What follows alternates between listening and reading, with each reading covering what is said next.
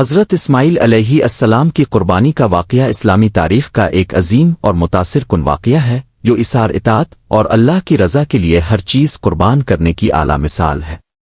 یہ واقعہ قرآن مجید کی سورہ الصافات آیات 100 تا 113 میں تفصیل سے بیان کیا گیا ہے۔ ذیل میں حضرت اسماعیل علیہ السلام کی قربانی کا مکمل واقعہ اردو میں بیان کیا گیا ہے۔ حضرت اسماعیل علیہ السلام کی قربانی کا واقعہ۔ حضرت ابراہیم علیہ السلام اللہ تعالیٰ کے جلیل القدر پیغمبر تھے۔ اپنی زندگی کا ہر لمحہ اللہ کی اطاعت و فرمانبرداری میں گزارا۔ حضرت ابراہیم علیہ السلام کی کوئی اولاد نہ تھی اور وہ اولاد کے لیے دعا کرتے رہتے تھے، اے میرے رب مجھے نیک اولاد عطا فرما۔ سورہ الصافات 100۔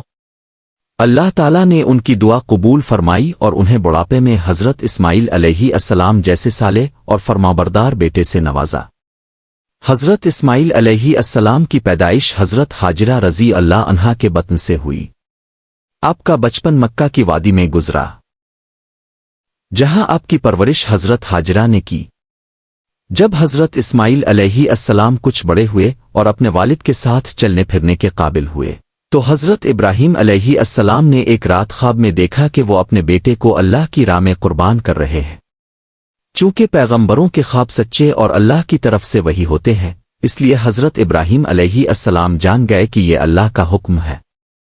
اگلی صبح حضرت ابراہیم علیہ السلام نے اپنے بیٹے سے کہا، اے میرے بیٹے، میں خواب میں دیکھتا ہوں کہ میں تجھے ذبح کر رہا ہوں، اب تو بتا تیرا کیا خیال ہے۔ سورہ الصافات 102۔ حضرت اسماعیل علیہ السلام جو بچپن سے ہی اللہ کی عبادت اور اطاعت میں پرورش پا رہے تھے، فوراً جواب دیتے ہیں، اے ابا جان، جو حکم آپ کو دیا جا رہا ہے اسے کر گزریے، انشاءاللہ آپ مجھے صابر پائیں گے۔ یہ جواب حضرت اسماعیل علیہ السلام کی اطاعت، صبر اور اللہ سے محبت کا عظیم مظاہرہ تھا۔ حضرت ابراہیم علیہ السلام اپنے بیٹے کو ساتھ لے کر مینا کے میدان میں گئے۔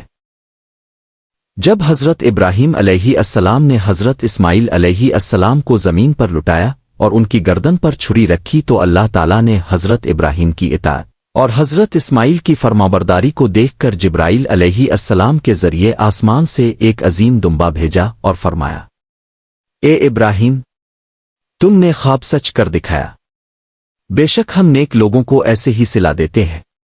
سورہ الصافات 105-107۔ اللہ تعالیٰ نے حضرت اسماعیل علیہ السلام کو محفوظ رکھا اور ان کی جگہ دمبا ذبح کیا گیا۔ یہ واقعہ قربانی کی سنت کی بنیاد بنا جسے آج بھی مسلمان ہر سال عید الاضحیٰ کے موقع پر ادا کرتے ہیں۔ سبق آموز پہلو۔ اللہ کی رضا پر راضی رہنا۔ حضرت ابراہیم اور حضرت اسماعیل علیہما السلام نے اللہ کا ہر حکم بغیر کسی تردد کے مانا۔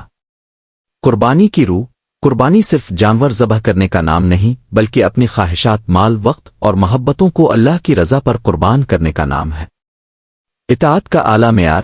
حضرت اسماعیل علیہ السلام کی فرمانبرداری نوجوانوں کے لیے ایک بہترین مثال ہے۔